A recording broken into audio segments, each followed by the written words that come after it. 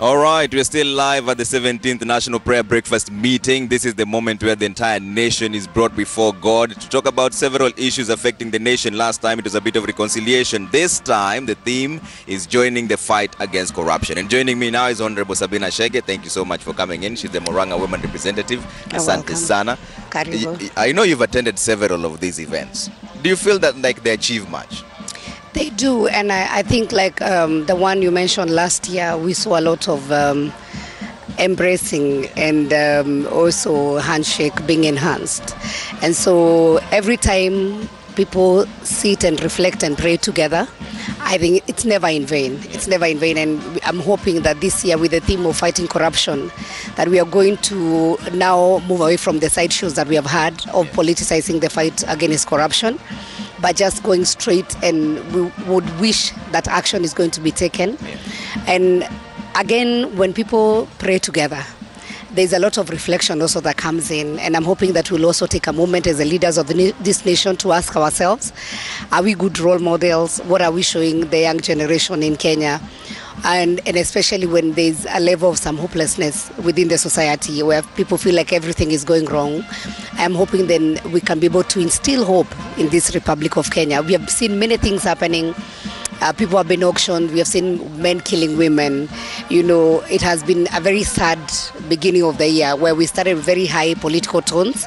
I'm also hoping that after today, the political tones will go down and people get back to work and focus more on development and fight against corruption. Speaking of being good role models, you have been accused as politicians of corrupting the church, so to speak, taking the podium and either spewing ethnicity or having a lot of political campaigns, sometimes even the monetary part of it, giving money that nobody can explain where it's from.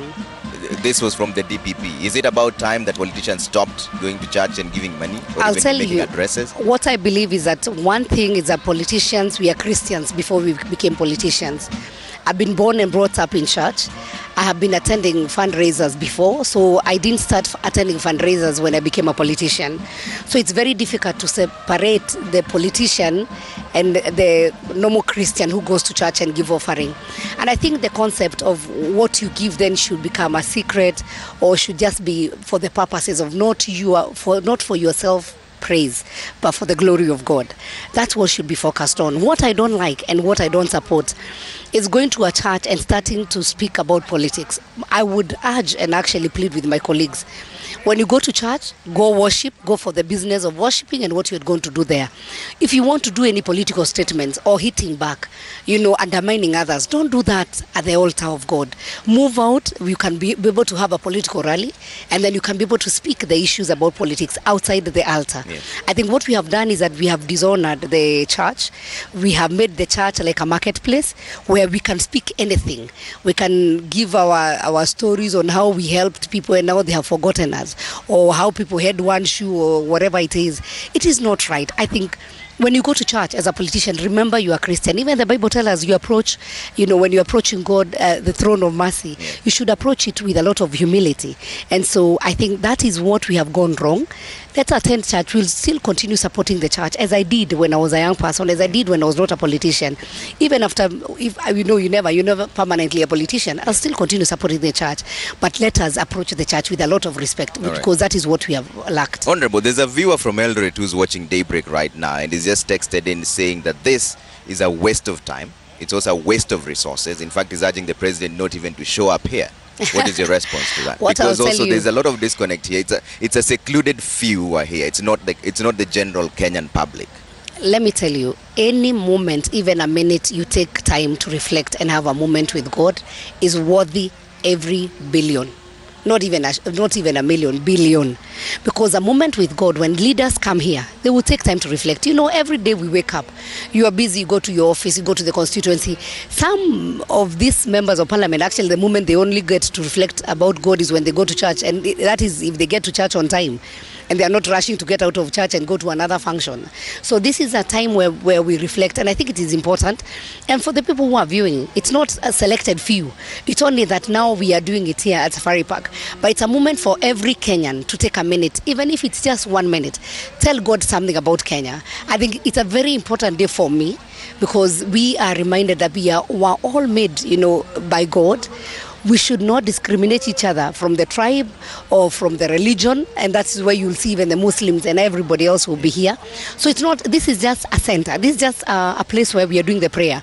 But this prayer should be across the country. Whether you are a sweeper, whether you are a matatu driver, even when you are there in the matatu, when you are in your house, just take 1 minute and tell God something about this nation. How would you rate the performance of the government this far? Because what you've heard from our viewer in Eldoret is just an expression of the frustration that Kenyans are facing.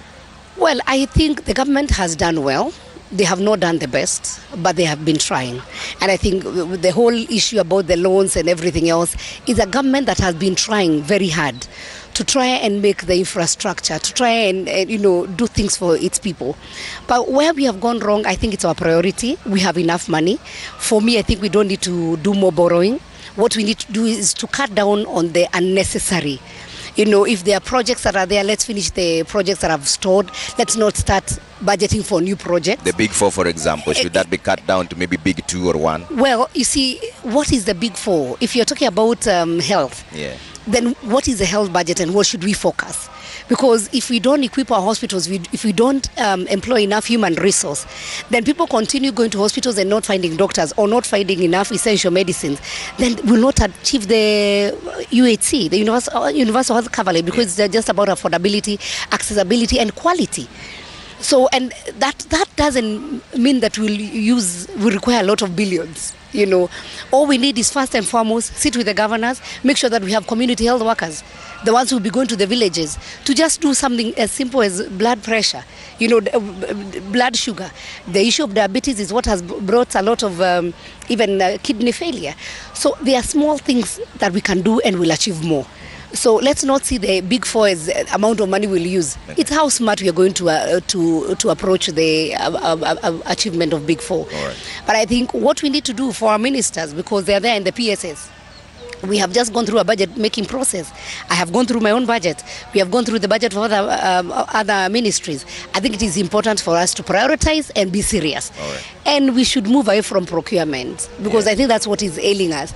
Instead of budgeting for what is good for Kenyans, we are budgeting for procurement to see where we'll get enough money. When we procure, we have a cut. I think we need to be serious. Let's all be committed, from the CSS, PSS to the junior officer, so that we are able to support the president. President is just one, and he doesn't work in each and every office. But the blame tends to stop with the president, the head of state. CEO. But I can tell you, he has a goodwill of this nation. That is why he even goes out of his way, even to try and look for more money. But please, when he brings the money, let's use the money in the proper intended way. One line: was this loan necessary? The 75 billion shillings that has just been approved. Well, I don't know why they had to go for it. And of course, I think we have now surpassed our ceiling for borrowing. The CBK governor says we are at 33.4%. We are supposed to be at 30%. So we have surpassed it by 3%. For me, what we have, if we collect the taxes, we don't need to borrow anymore. We don't need to borrow anymore. Yes. All right. Thank you so much. Thank you. Honorable Sabina Chege, Women Rep Murang'a. Asante sana. I'll let you get into the function.